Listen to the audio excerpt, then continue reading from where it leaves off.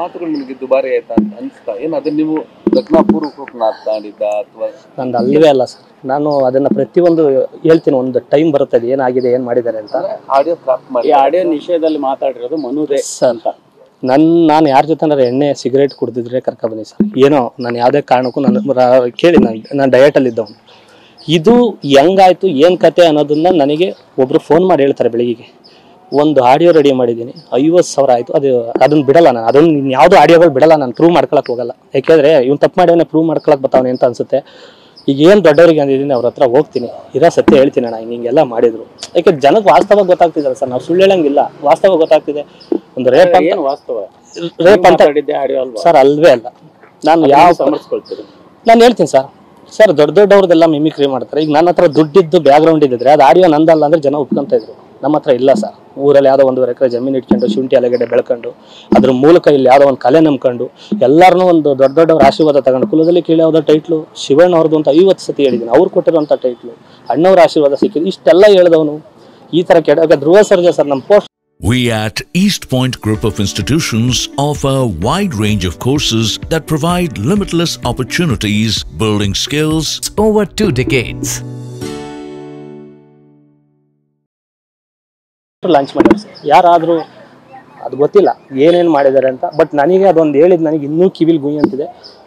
ಬೆಳಿಗ್ಗೆ ಫೋನ್ ಮಾಡಿ ನಮಗೆ ಏನು ಮಾಡಬೇಕು 2 ಥರ ಪ್ಲ್ಯಾನ್ ಆಗಿದೆ, ನೀನು ರೇಪ್ ಅನ್ನೋದ್ರಲ್ಲಿ ಏನಾದರೂ ಬದುಕ್ಸ್ಕೊಂಡ್ರೆ ಇನ್ನೊಂದು ನಾವು ರೆಡಿ ಮಾಡಿದೀವಿ, ಅದು ಹೆಂಗ್ ನೋಡೋಣ ಅಂತ ಅಂದ್ರು. ಅದು ಯಾರು ಜೈಲಿಗೆ ಬಂದ್ಮೇಲೆ ಆಡಿಯೋ ಬಂದಿದ್ದು? ಹ್ಞೂ ಸರ್. ಅದೇ ಹಾಗಾದ್ರೆ ನಿಮ್ಗೆ ಜೈಲಿಗೆ ಬಂದ್ಮೇಲೆ ಇಲ್ಲ ಮುಂಚೆನೆ ಒಂದು ಹೇಳಿದ್ರು, ಇಂಟ್ ಕೊಟ್ಟಿದ್ರು 3 ಜನ. ನಾನು ಇಷ್ಟೆಲ್ಲ ಯಾಕೆ ಮಾಡ್ತಿದ್ರೆ, ಅದೇನು ಆಡಿಯೋ ಏನು ಕೊಡಿ ಹೋಗ್ಲಿ, ನಿಮ್ಗೆ ಏನು ದುಡ್ಡು ಬೇಕಾ ಹೇಳಿ, ಏನೋ ಒಂದು ಮಾಡ್ಸೋಣ ಪ್ಲೀಸ್, ಹಿಂಗೆ ಯಾಕೆ ನನ್ನ ಜೀವನ ಹಾಳು ಮಾಡ್ತೀರಾ ಪ್ಲೀಸ್ ಅಂತ.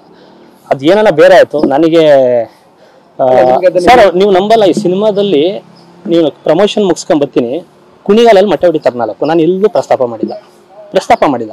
ಮೊಟ್ಟೆ ಹೊಡಿತಾರೆ, ಅದು ಸುಮ್ಮನೆ ಅದನ್ನ ನಾನು ಟರ್ನ್ ಹೊಡ್ಕೊಂಡು ಕುಣಿಗಲ್ಲಿ ಏನು ಬರುತ್ತೆ ಮಾಡಿ ರೋಡಲ್ಲಿ ಹೆವಿ 140 ಹೊಡ್ಕೊಂಡು ಹೊಂಟೆ. ನಾನು ಅದು ಸುಮ್ಮನೆ ಅದೇ, ನಾನು ಏನು ಮಾತಾಡಿಲ್ಲ. ಅದು ಮಗ ನಾನು ಯಾವುದು ಹೇಳ್ಕೊಂಡಿಲ್ಲ ಸರ್. ಇದೆಲ್ಲ ಏನೋ ಒಂದು ದೊಡ್ಡ ಗೊತ್ತಿಲ್ಲ ಸರ್. ಏನು ಪ್ರಮೋಷನ್ ನೋಡಿ, ಹಾಸನದಲ್ಲಿ ಪ್ರಮೋಷನ್ ಮಾಡಿದೆ, ಬಸ್ ಸ್ಟ್ಯಾಂಡಲ್ಲಿ ಮಾತಾಡ್ತೀನಿ.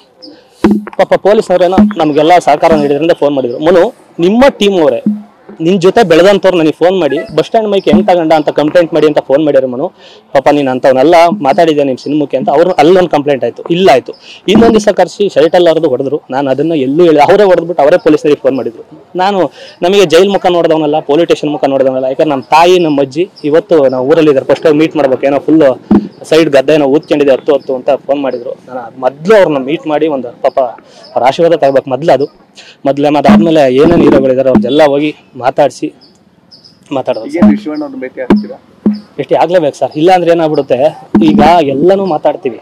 ಈಗ ಚಿಕ್ಕವರು ದೊಡ್ಡವರು ಅಂತ ಬರಲ್ಲ, ನಾವೆಲ್ಲನೂ ಮಾತಾಡ್ತೀವಲ್ವಾ. ಪ್ರತಿ ಸಲಿನೂ ದೊಡ್ಡವ್ರ ಬಗ್ಗೆ ಇವ್ರ ಬಗ್ಗೆ ಮಧ್ಯೆ ಬರುತ್ತೆ. ದುಡ್ಡಿದ್ರೆ ಇದು ನಂದಲ್ಲ ಆಡಿಯೋ ಅಂದ್ರೆ ನಂಬ್ತೀವಿ. ಅದು ಚೆನ್ನಾಗಿರೋ ಸ್ಟ್ರೈಟ್ ಆಗಿರೋ ಆಡಿಯೋನೇ ನಂದಲ್ಲ ಅಂತ ಅಂದಾಗ್ಲೂ ಕೆಲವರೆಲ್ಲ ನಂಬಿಸಿದ್ದಾರೆ. ಇದು ನಾನು ಕೇಳಿದೆ ಆಡಿಯೋ ಮಧ್ಯ ನಕ್ಷತ್ರ ಮಧ್ಯ ಕವರ್ ಸೌಂಡ್ ಎಲ್ಲ ಬಂದಿದೆ. ಯಾವುದೇ ಕಾರಣಕ್ಕೂ ಇದು ನಂದಲ್ಲ ಆಡಿಯೋ. ಇದು ಏನು ಮಾಡಿದ್ದಾರೆ ಏನು ಕತೆ ಅಂತ ಪ್ರತಿಯೊಂದು ಸತ್ಯ ಒಂದು ಟೈಮಲ್ಲಿ ಎತ್ತಿಡ್ತೀನಿ. ಈ ಟೈಮಲ್ಲಿ ಬೇಡ, ಯಾಕೆಂದ್ರೆ ನಾನೊಂದು ಕೊಚ್ಚೆ ಕಲ್ಲು ಹಾಕೋದು, ಅವರೊಂದು ಆರಿಸೋದು, ನನ್ನ ಮೇಲೆ ಆರೋದು ಮತ್ತೆ ಬೇಡ. ಕ್ಲೀನ್ ಮಾಡ್ಕೊಂಡು ಹೋಗೋಣ ಸರ್. ಒಂದು ಬುದ್ಧಿ ಕಲಿಸಿದ್ದಾರೆ, ಇನ್ನೊಂದು ಒಂದು ಒಳ್ಳೆ ಬುದ್ಧಿ ಕಲ್ತ್ಕೊಂಡು ಹೋಗೋಣ. ಯಾರ ಜೊತೆ ಇರಬೇಕು, ಯಾರ ಜೊತೆ ಇರಬಾರ್ದು, ಅದನ್ನ ಫಸ್ಟ್ ತಿಳ್ಕೊಂಡು ಹೋಗೋಣ ಅಂತ ಆಸೆ ಸರ್. Thank you sir.